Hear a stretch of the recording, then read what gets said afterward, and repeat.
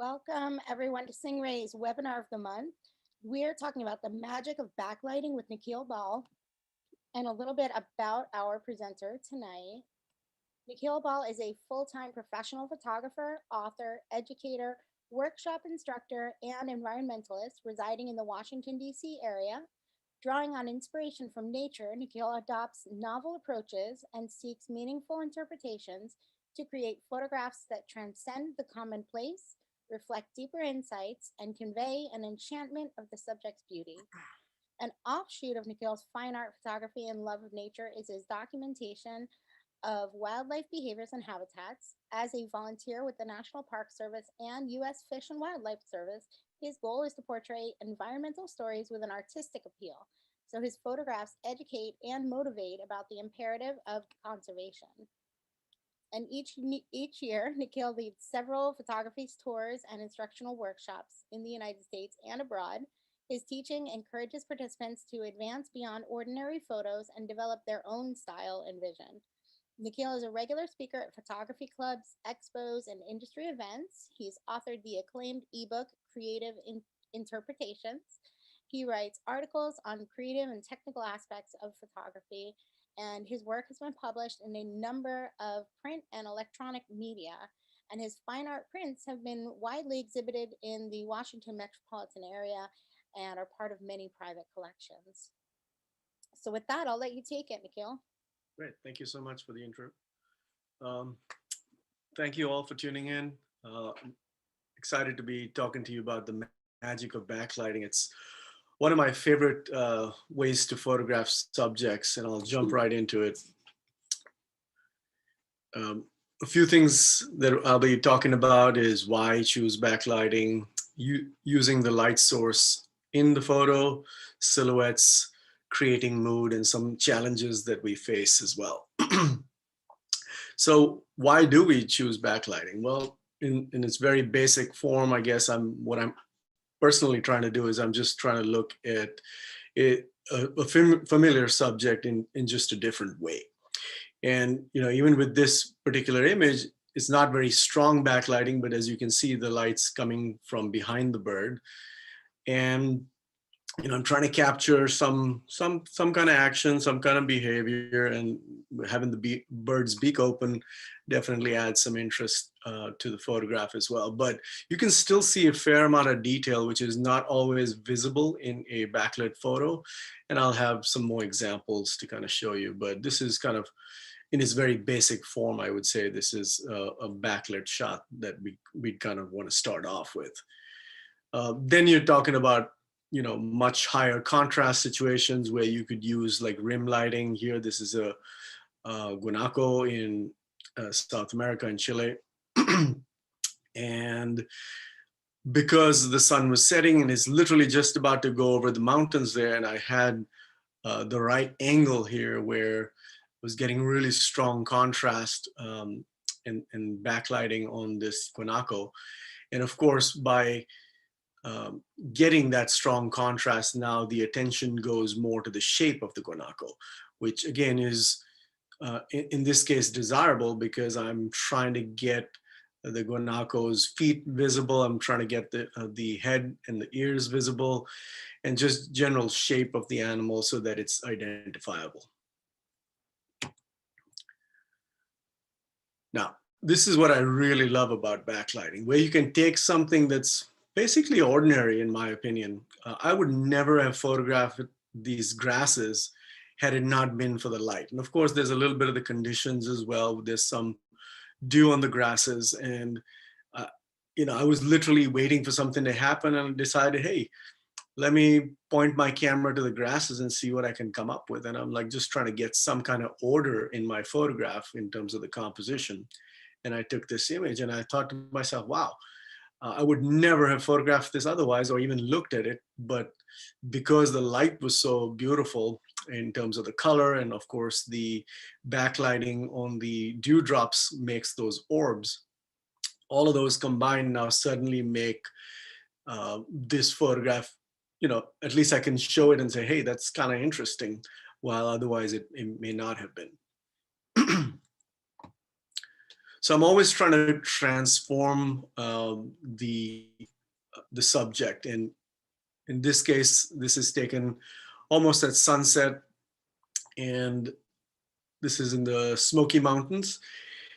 What I love about this particular image is the fact that there's so much depth being created. You notice how the dark layers in the foreground kind of fade and not fade, but kind of progress into the lighter layers towards the top of the image. And that creates that sense of depth. And that's nothing but the angle of light is obviously different on each one of those layers of mountains. And that's what causes that.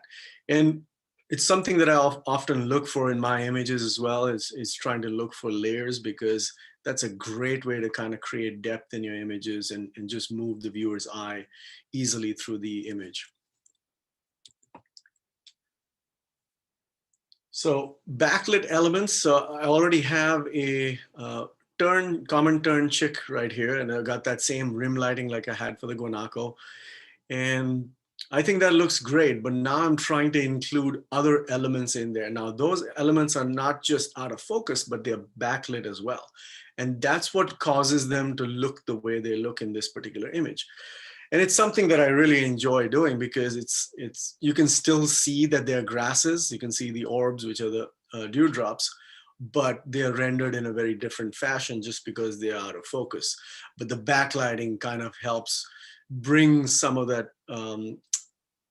almost like a little bit of the grasses become more visible because of that. So this is So, obviously taken in the morning, but if you're looking for natural backlighting, is there certain times of day where you'll find that more? I tend to lean towards early and late in the day, and you'll see as I go through the images, a Yeah. lot of them will have a lot more color as well.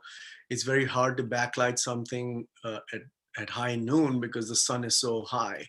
So generally when the sun is lower, we can have subjects that are, well, we have more options, I should say, when it comes to subjects that could be backlit. While as the sun gets up higher, obviously, you know, unless we have a bird flying, etc., it can be kind of hard to find subjects to Right. backlight, sorry. And so this is kind of a progression of that last image, and I'm trying to capture action and behavior at this point.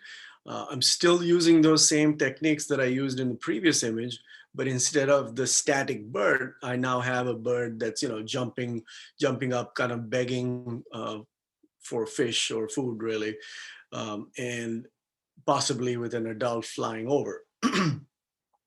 So just makes things more interesting when you capture action and behavior. But once again, still using this is the exact same situation and it's almost the same chick, I think, I don't remember exactly, but even if it's not, it just goes to show you how something that's fairly static and just kind of standing around, and then you have some behavior, and it just creates a lot more engagement in the photograph. Now, when things kind of come together, when you're using action, but you have the right kind of light as well, you combine that and you can kind of create this more dynamic image. And this is a photograph of these canvasback ducks during a feeding frenzy taken right around sunrise. And as you can see, because of that feeding frenzy, the water is splashing up quite a bit. And I was just shooting away because this is one of those things where you can't quite capture what you see if you see it, because these moments just pass so fast. And if you look, what makes this photo to me is having these two canvas backs kind of right here to anchor the image on the corner. And then of course, I have the repetition in the background, and the backlit water, I think, adds a lot to the image as well. So it just tends to have a more dynamic feel to it rather than a very simple kind of backlit image. And are you using auto ISO in these images? No, I pretty much shoot full manual. I rarely shoot auto ISO. Auto ISO is something I use only when the background is not changing. So for example, if I had the sun behind me, so I'm in a typical front lighting shot, and I had a shorebird that was, running around in the sand, and I knew that the background would not be changing. I would just have the sand in there. then I would shoot auto ISO. That's a good situation. Most of the time I'm just shooting manual because I want to be able to follow the subject anywhere. And that would allow me to essentially point in any direction and get the exact same exposure. It doesn't matter what the background is. With auto ISO, what happens is it's taking into consideration everything that's in the photograph. So if your background changes, your exposure will change, which essentially means you will get inconsistent exposures as you're shooting the animal or bird, whatever the case might be, moving in the image. So I generally avoid that, and I recommend people avoid it, but I think sometimes it's just easier. And if you don't mind getting a few shots, blown out or, underexposed, whichever way it might be, then it could work for you. But most of the time, I much rather shoot manual, especially when the light's staying pretty consistent. Auto ISO can also be good when the light is not consistent. So that, you have a situation where the sun might be going in and out of the clouds constantly, and it can almost be very hard to keep up and constantly be changing your manual settings. In those situations, I think sometimes a semi-automatic mode like auto ISO will work to your advantage.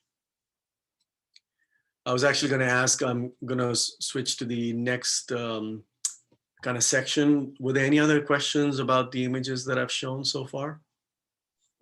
Yeah, for wildlife images, do you ever use fill flash to help fill in a few details against the backlight?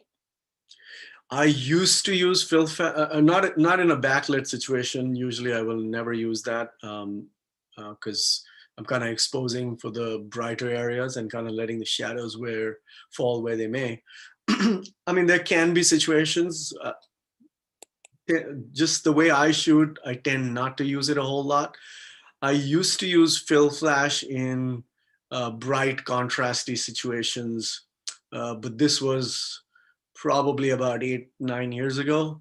I pretty much don't use it anymore because I feel like the dynamic range on our sensors has become so good that I'm easily able to get detail even in the dark areas if I want to bring it out.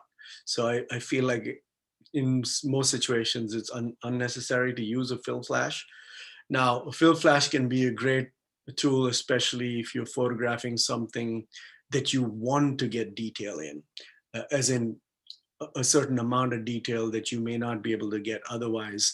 So in those situations, yes, fill flash would be good, but I personally tend not to use it. And then we just had a tip from Nigel says, backlight can be done most times during the day. You just need to adjust the angle. For example, in midday, shoot at an angle from low or into the trees. And then he said, sometimes I do an auto bracket, so I have the images for an HDR. Yeah, I'm going to talk about that as well. Thank you.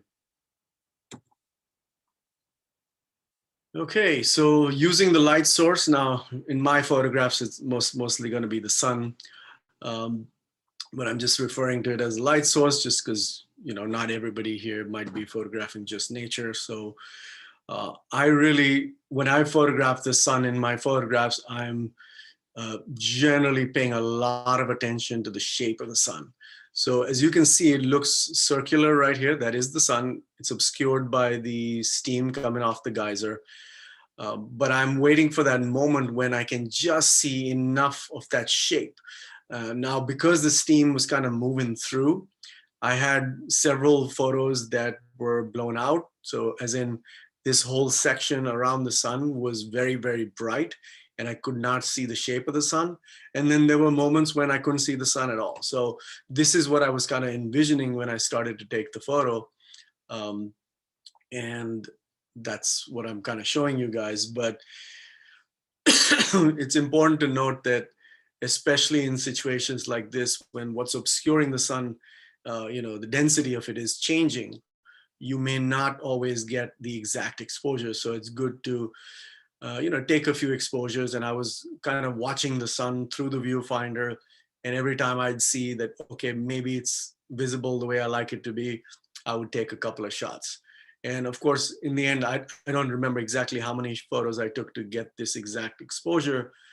And bracketing exposure isn't very useful in this case because you the steam is moving so fast that it would not necessarily mean that you would get the shot. So I much rather went with what I could see through my through the viewfinder, and then kept hitting the shutter. So I ended up probably with about 20 or 30 photos that I needed to look through, but I felt confident that I had this shot. And so this is the one I liked the best because of the way this, the shape of the sun is visible, but also there's plenty of detail in the steam around, and the exposure is kind of spot on.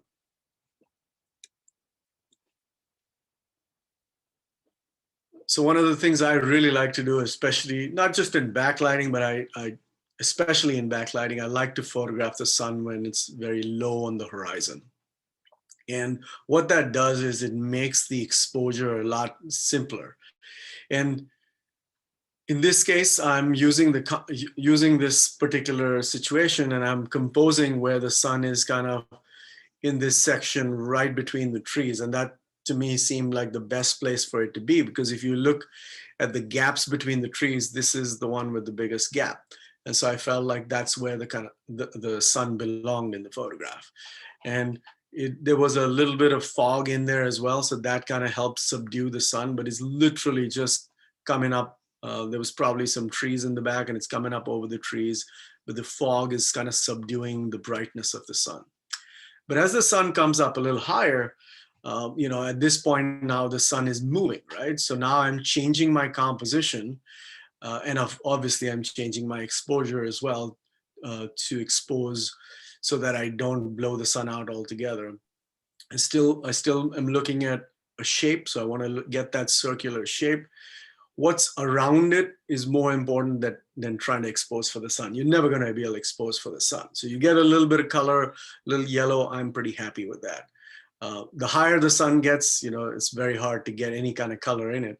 So it'll just generally be white or blown out, which is okay. But as long as you're getting the shape of the sun, I think that works well. Again, compose so that, it's perfectly in this V at the top of the trees. And I've also gone to a vertical composition because I felt that suited this better. Michelle, there was a question? Yeah. So when you're backlighting, are you working to expose the highlights properly, and then you just let the exposure and the shadows fall where they may? Yep, that's exactly every photo. That's exactly what I'm doing, because the highlights are the most important thing. You blow those out, you can't really get any detail back in them. So you always want to expose for the highlights. You can always bring up shadows, or you can darken shadows, whichever way you want to go in post-processing. But generally, you want to expose for your highlights pretty much. That's kind of, I would say that's not just how I expose for backlighting. That's pretty much how I expose for every photograph I take. I'm pretty much exposing for the highlights at all times. There might be situations where I bracket and things like that, but generally, I would say 99% of my images, I'm pretty much exposing for the highlights. Is there anything else, or should I continue? Keep going. Okay, thanks. So here's where the sun is much higher in the photo, which is a different kind of challenge. And by the way, this is one single photo. This is not a HDR photograph. And this is what I mean by how far our sensors have come, where you can actually see plenty of detail around the sun. And I could even bring out more detail here, but I wanted to leave it like that. But you can see some level of detail in the arch and in the shadows as well. Now, notice down here what my f-stop is at f22. That's what allows me to get this sharp sun star. And I'm using a lens that usually gives me a good sun star. It's the 14 to 24 mm. And I'm shooting pretty much wide at 14 mm, which allows me to get this really wide view. But shooting at f22, basically exposing for the area around the sun. Remember, you cannot expose for the sun. This is still going to be, if you're using a highlight warning, this is always going to be blinking, and that's okay. The important thing is, again, the shape around the sun. You don't want it to look like a blob. You want it to look like a sharp sun star. And the middle part of it will will look a little wider. It's not going to be super sharp, but as long as the um, sun star in the rays coming out of it look sharp, that's usually what you want. What I liked about this image, and I timed this as because I saw these two people. There's one person up there, it's actually a kid, and there's adult down here. They were up here and they actually worked their way around, and I waited for this moment to kind of capture, because one is I wanted to be able to get the implied motion in this person's walk or gait, and so you can see the foot being up. But I also, using the flare in this case to kind of bring your attention right down to the uh, person as well helps. So I'm just trying to get all of that to come together. But to get the sharpest sun star, I would shoot at f22, and I know people are probably thinking f22 you'll get a little bit of diffraction. Yes, you will, but it's kind of a balancing act, and you can, as long as the diffraction is not terrible on your lens, and it does differ from lens to lens, as long as it's not terrible, you should be able to bring enough sharpness back in post-processing. And there's several tools to be able to do that in any case.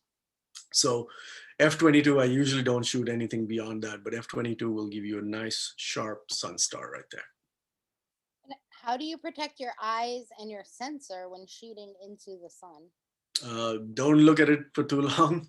It's the basic way to do it. And as far as the sensor goes, again, I'm not keeping it pointing in that direction for very long. I'm getting my shot, and then I'm moving on to something else. And if you're concerned about that, and if you have a specific composition set up and you're waiting for something to happen, you can always put the lens cap on, and when whatever you're waiting for happens, you can kind of take the lens cap off. There's other ways to do it quicker. You could, have a little cloth. You could even use your hand. So there's different ways to do that. But generally, I don't keep the camera pointing in that direction for very long, and neither am I looking in that direction for very long. And do you use single or group for focus points? I'm sorry, could you repeat that? Do you use single or group for focus points? Okay, for any kind of landscape photography, I'm using single point. I use a variety of other settings for wildlife, because things are moving, so there are different autofocus modes for that. But generally, with a landscape photo like this one, where everything is pretty much static, I'm not trying to track anything. I'd essentially focus like right around here. And I was just waiting for that person to kind of walk through. So single focus point in this case. And did you spot meter the brightest part of the sky? Nope, I didn't need to do that. I actually don't use spot metering at all. I simply use evaluative or matrix metering, as it's called in Nikon and Canon respectively. And that's all I need. I just need to look at my histogram, and that tells me all I need to know. So I never feel the need to go to spot metering. It's just so easy to take a shot, take a look, make the adjustment. Right. Okay. So similar technique once again, but I'm using a slightly different approach, where I'm actually partially obscuring the light source, in this case the sun, to create that starburst. And the starburst would have been created in the sky too, but it's obviously a brighter sky in this case. But having that sun star appear kind of in between the trees, and having that dark background of some of those tree trunks makes it more visible as well. So, and in this case, obviously shadows play a huge part in the composition and setting the mood of the photograph as well. So while it's a similar situation, similar approach, the only thing I'm changing is that I'm partially obscuring the light source.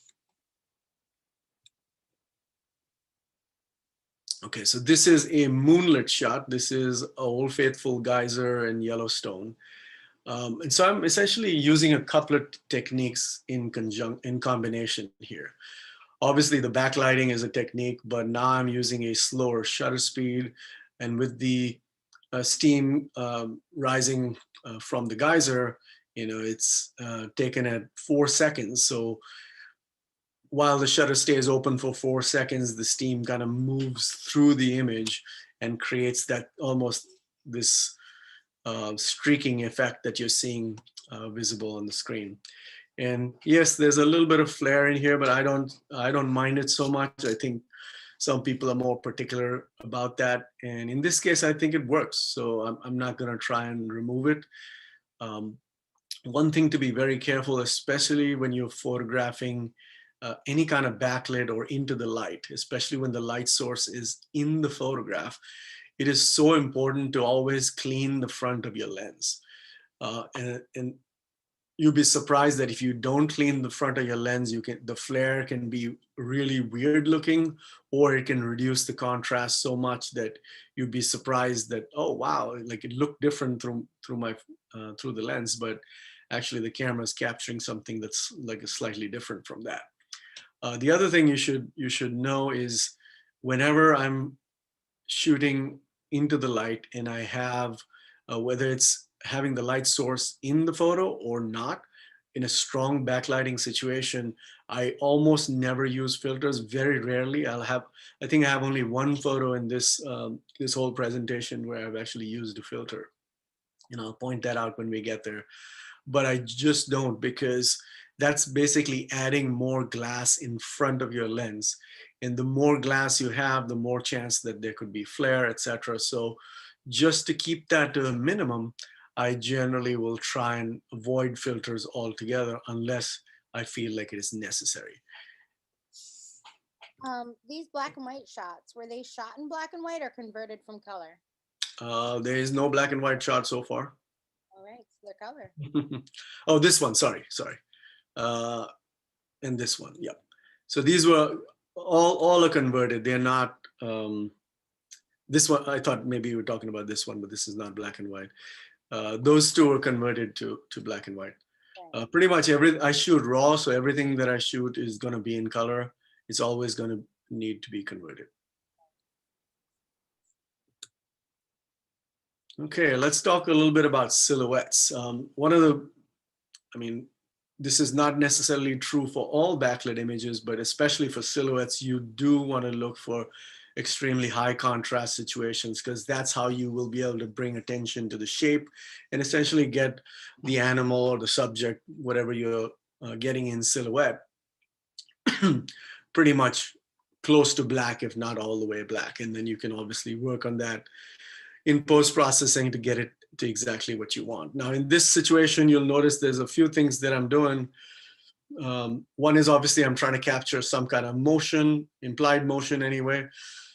The leg being up and the ripples in the water kind of imply that. But notice where the silhouette is and where the reflection is dead center in the photograph. And in my opinion, this works just fine, just because it being a reflection photo, but also the ripples here, I think, create that little bit of asymmetry in the photograph too. So to me, that works well. I know some people might not like that, but I like images that work and kind of yet break the rules. So I look for these particular situations. And I already talked about a little bit about shape, but the biggest thing about shapes is they have to be recognizable.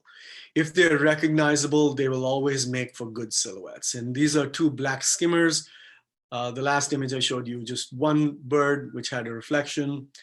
I kind of like images that have multiple birds that, you know, have in silhouette, because it's much harder to capture forget one silhouette, but like to get two silhouettes that actually are compelling enough and that are worth looking at together. Now, either one of these silhouettes by themselves, I think, could work. Obviously, compositionally, not quite, but I feel like when you put two of these together and have it in the same photograph, I think it works really well. And these are actually two skimmers that were kind of battling each other, and they tend to do that during nesting season. And of course, I always tend to look for colorful skies or colorful backgrounds as much as I possibly can to kind of add more interest in the photograph. And what I mean by that is I'm not just standing anywhere. I will align myself between, not between, but I'll try and align myself where the action is happening in between myself and the colorful background. And hopefully I'll be able to get some images from there. So there's a little bit of work that goes into getting the right background, but most of the time in these situations, I would essentially look for the background first and then find the right angle to set up and wait for the birds to do their thing. How much post-processing are you doing to your images? Like how much do you add to them?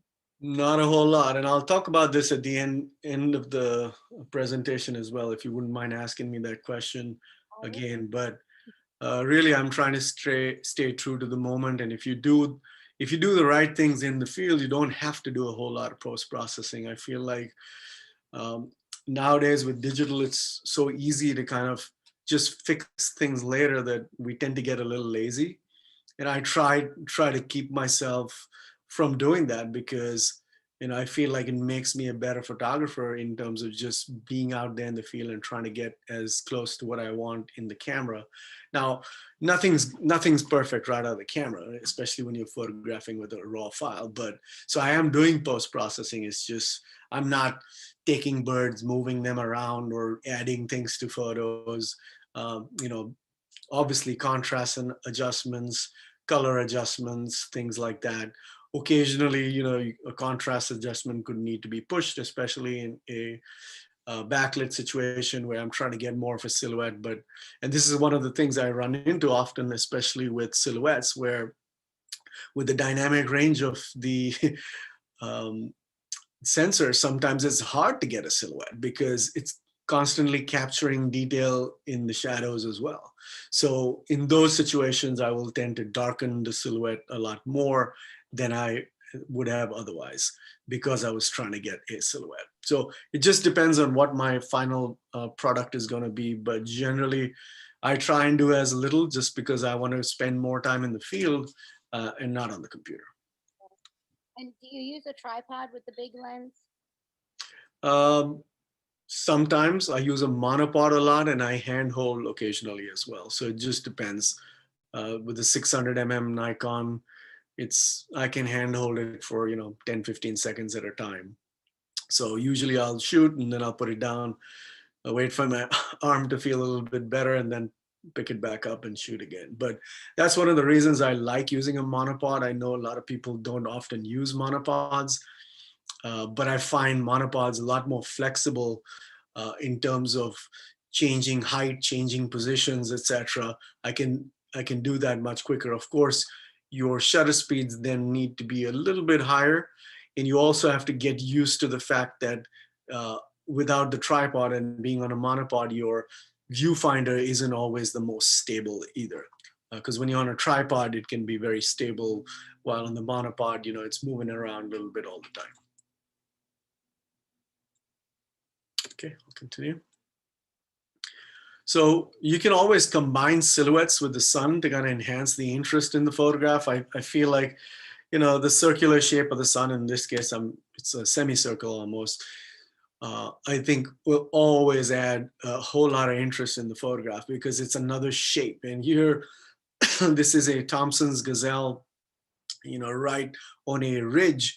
And, we were in a Toyota Land Cruiser, and we positioned the vehicle where I felt like the Thompson Gazelle was going to end up going through that area, because if it was moving and if we had stopped exactly where it was and tried to take this photograph, by the time we stopped, got our cameras exactly in position, the gazelle would probably have moved across the photograph. So what I did was I had the driver position the vehicle a little further ahead and then waited for the gazelle to kind of come up, and just our luck that it came up right there next to the sun, stopped and looked right at us. So I was able to get a nice silhouette of the horns, and I'm again looking for all 4 feet. I don't like silhouettes that have only 3 feet. I tend to look for a full shape of the animal, and I don't want parts of it to not be visible. Now in this case, obviously the snout of the animal is not visible, but because it's looking directly at us, you can see the horns and the ears very clearly. So it's a give and take in this situation. What causes the glow around part of the gazelle? Oh, that's just the backlighting. That's all that is. It's got a little bit of rim light. It's not like the guanaco because it doesn't have fur. It just has like a very thin coat of. So all that glow is nothing but a little bit of that rim lighting. That's all.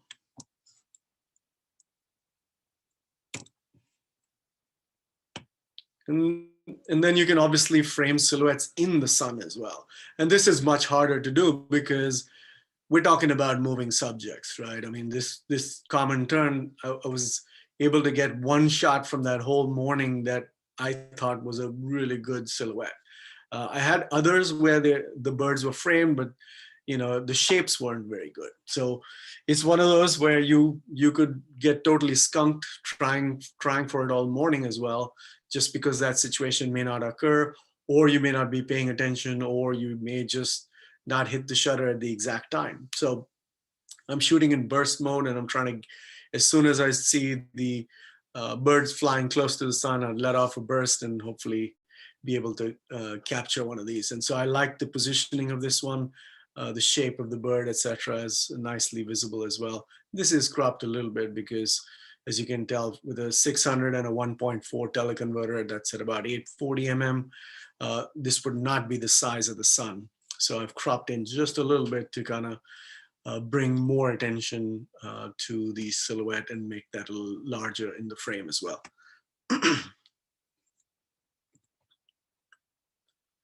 And of course, you can always pull out in this situation. I'm trying to include a little bit more of the environment. And by that, I don't mean you need to include a bunch of trees, etc. It's still a very simple shot. This is more about just getting the silhouettes of the snow geese that I've taken off. Now, it so happened that this was a sunset shot, but there was a little bit of moisture in the air, which is what creates that glowy effect that you're getting in front of the sun and across the screen as well. And the colors were really nice, but I knew that this was going to happen. Snow geese tend to take off right around sunset. They'll do this blast off, and they'll often circle for a few minutes and then maybe come back down and sometimes blast off again as well. So knowing that was going to happen, I had positioned myself, and they were right here on the beach before they took off. So I knew when they take off and circle that I might get some opportunities to get them in silhouette with the sun in the background as well.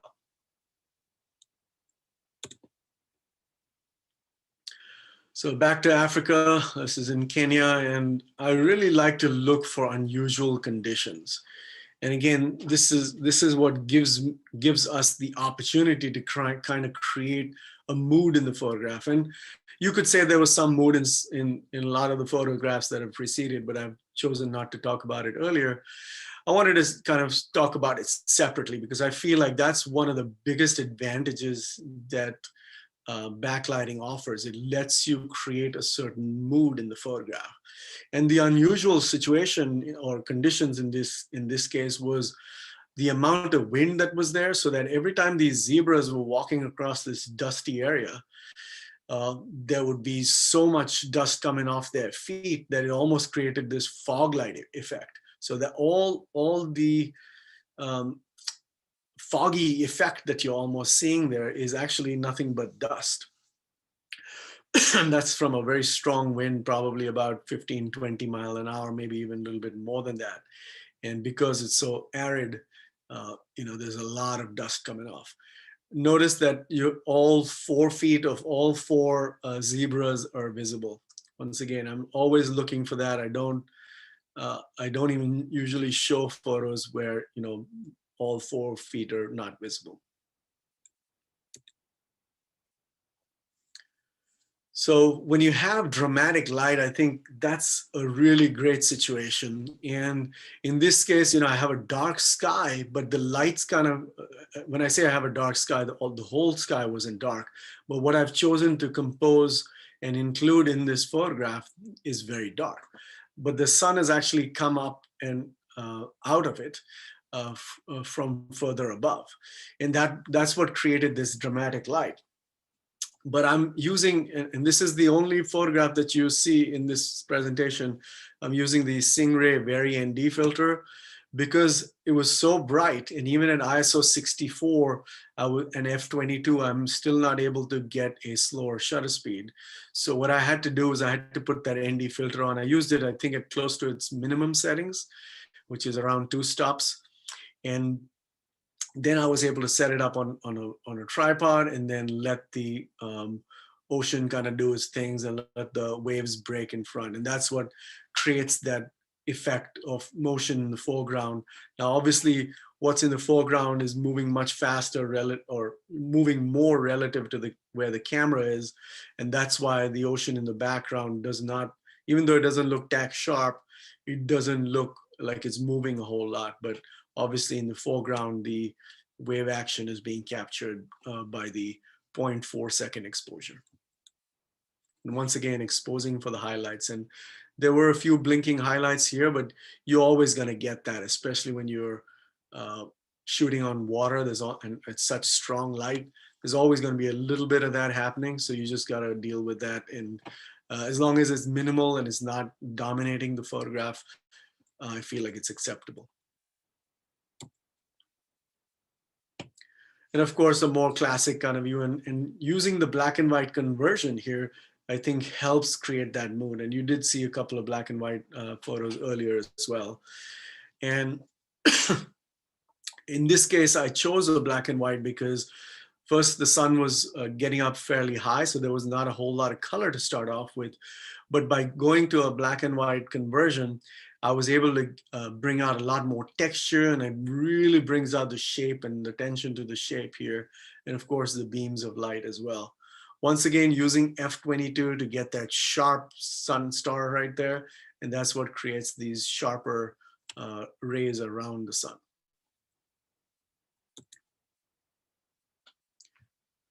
So in this case, I'm actually using the flare to my advantage, because if you think about it, if I didn't have the flare in this photograph, it might still be a photograph worth showing. But by having the flare in the photo, I actually think it goes to another level, because it's actually creating that kind of surreal feel to it, almost like a magical feel where the sunflowers are being backlit. And of course, the shape and the structure of the petals, etc., also to me is very compelling. And that's what I was really looking to bring out in this particular black and white conversion as well, is to make sure that all the dark areas stay very dark, so that the attention goes more to the highlights, which are essentially the petals and the shape of the petals around on the sunflowers. And of course, when you stop down to f16, as I have here, you'll notice that you get more hexagon shaped flare. And that's nothing but a result of the aperture, because as the aperture closes, the shape of the aperture is more visible. And when you stop down, that's essentially what's happening. So when you're shooting wide open, you'll tend to get more circular flare, or even in some cases, circular orbs. When you're photographing, like a dewdrop that's backlit, it'll tend to render more circular. While the moment you stop down, it becomes more hexagon. And in this case, I felt like it was still acceptable, usually because I'm trying to get more circular flare or circular orbs. But because in this case, it's kind of off to the corner, and there's only 2 or 3 of them that are really visible as shapes, I thought it was fine to go with the f16. And that's one of the reasons I wanted to use f16, is to get maximum depth of field as well. So last thing I wanted to cover was challenges. And I've talked about the various challenges that we have, but I wanted to share 2 or 3 ways of overcoming challenges. One is obviously obscure the light source completely. What I'm doing here, and this is taken off a boat, and one of the reasons I'm shooting at such a high shutter speed, because there's also a osprey nest that was in there, and the ospreys were flying around, so I was trying to capture that. So I was set up for that.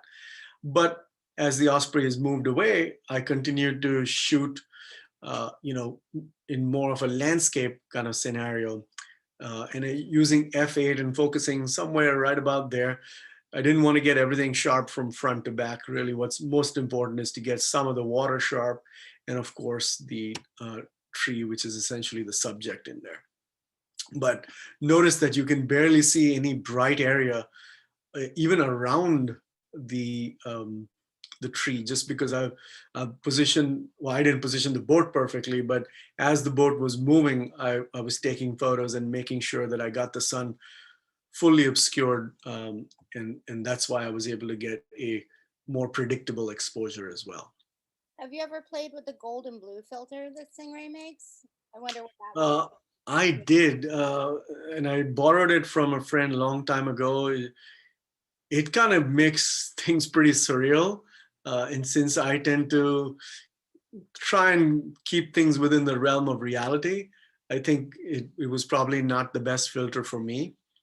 But I have seen it used in some situations where it's kind of created these extremely surreal images that can really have a lot of impact. So I would encourage people to try that filter. It's very interesting. It was just not a filter that I would have in my bag consistently, which is why I don't have it. I'm just looking at the gold of that sky and wondering what it Yeah. Yes, it would. And it would probably make all the water pretty purple too. Of course, HDR imaging, I'm sure everybody's familiar with that, bracketing exposures and then kind of putting them together in software. That's essentially what I've done here, because I was shooting directly into the sun. So to be able to get some detail in here and obviously exposed for the brighter areas as well.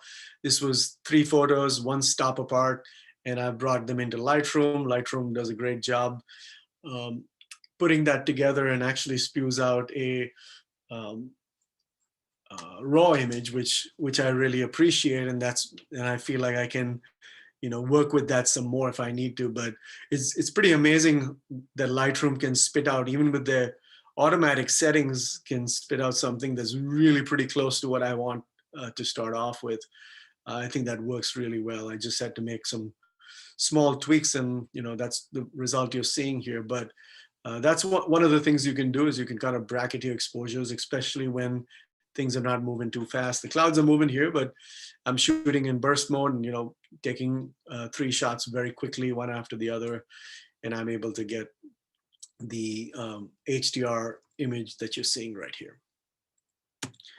So one of the biggest challenges that you can face and that can be really problematic is getting this weird thing that's happening at the very top of the frame, if you notice. Now, generally, when you look at a photograph that's backlit or any other photo, the sky tends to have a smooth gradient, if anything.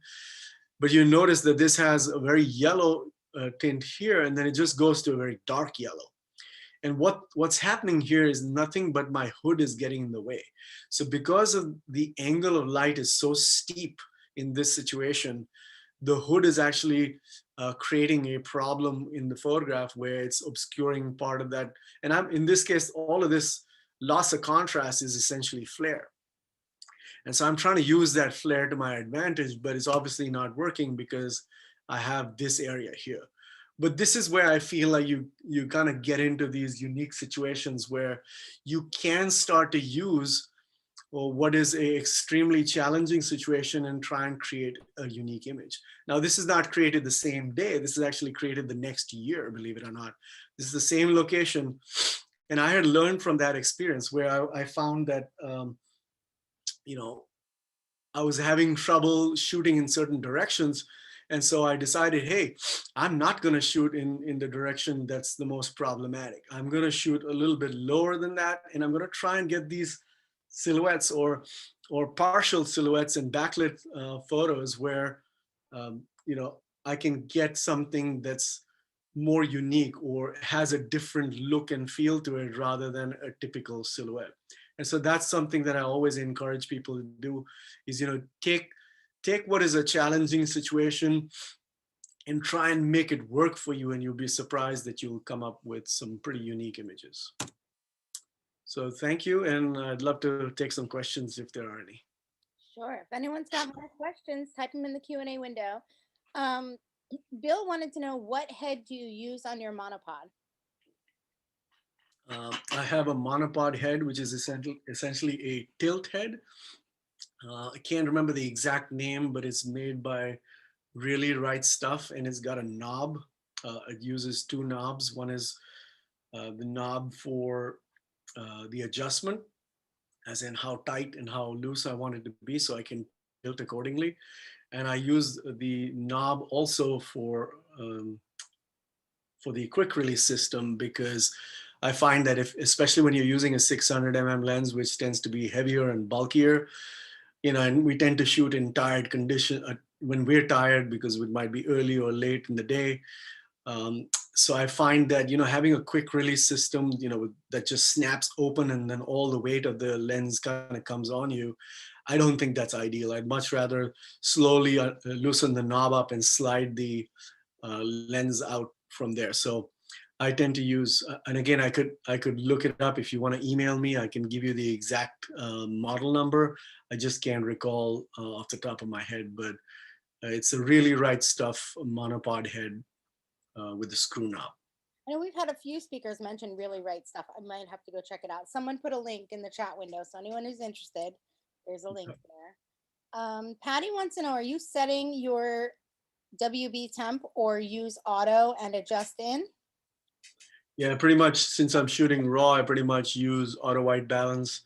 There are very specific situations, and sometimes that involves use of ND filters, especially 5 stops and above, that I might use a manual white balance. But most of the time I'm using a auto white balance, because nowadays the cameras have become so good at getting it pretty close. And I feel like when I'm shooting in raw, I can always go back and tweak it. And nothing I'm doing, is that critical in terms of getting the white balance just perfect. These are all my interpretations as far as the photographs go. So do I want it to be a little warmer? Do I want it to be cooler? I kind of make that adjustment or that decision by myself. So I'm not too concerned about it being a little bit off to start off with, because it's just so easy to make the adjustment later on. On your ocean shot, would you use a circular polarizer? You can. In my situation, in that, I think the photo that you're referring to is the one with the where the water in the front with the waves breaking. I think it was like had a lot of motion in the foreground. I could have used the circular polarizer, but it was going to give me only about 2/3 of a stop or so in terms of density. But I needed more density than that. I needed about 2 stops, which is why I chose the Singh-Ray very ND filter. But yes, you could use a circular polarizer and get a similar effect, but the light will not have to be as bright as it was in my situation. Do you have any workshops coming up? I sure do. I'd encourage you to go look at my website. I'm doing a couple of new workshops up in Michigan, the Upper Peninsula, Utah for some red rocks. I have Bosque del Apache for the snow geese, the sandhill cranes, white sands, and I still have one spot open for my Yellowstone winter workshop as well. So if you're interested in that, you might want to grab that last spot. Check out the website. Bonita said, back to your flock of snow geese at sunset. I'm surprised that the shutter speed of 1/250 was enough to freeze the motion of the flock so clearly. Can you explain? Yes. So if you, and I'm sure everybody was paying attention to the shutter speeds that I was using for a lot of my action photos, and you probably saw shutter speeds well in excess of 1,000th of a second, mostly 12/50th and above. And those were mostly for birds that were almost filling the frame. Now, when you're much further away from a subject, the relative movement in the photograph is a lot less. And if the relative movement is a lot less, you can actually get away with much slower shutter speeds.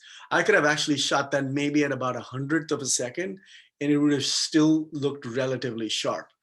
And that's just because the snow geese are so far away and so small in the photo that the relative movement in the photograph is not a whole lot. So I felt like 2/50th was going to be enough. And when I blow that photo up and look very carefully, I see some of the birds that are like very close to me. They're not like super sharp, but again, it's not about especially in that situation, it was not about getting every bird perfectly sharp, but it was more about creating that mood in the photograph. And some birds, may not be tack sharp, but that's okay in my opinion.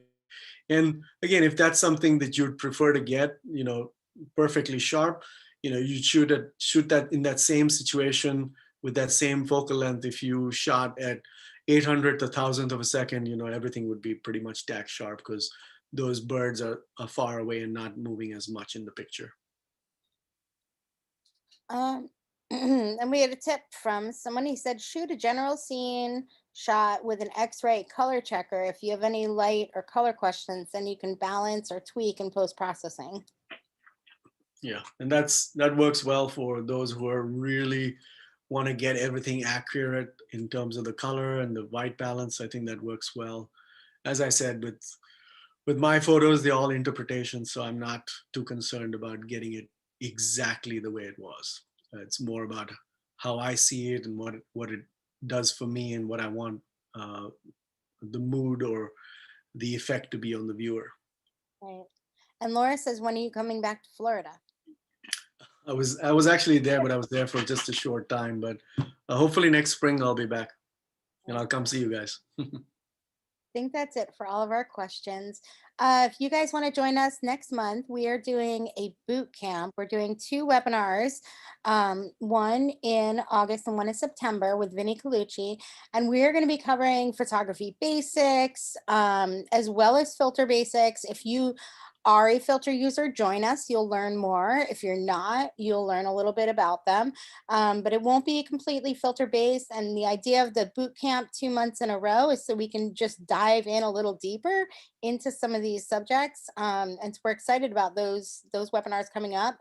And if you'd like to register, just go to singray.com/webinars and you can see what's coming up there. And Nikhil, I want to thank you so much for your time tonight. This has been awesome. It's a topic we haven't covered before, and I just love the way you explain your shots. Thank you. Thank you so much for having me, and thanks everyone. Hope to see you guys around.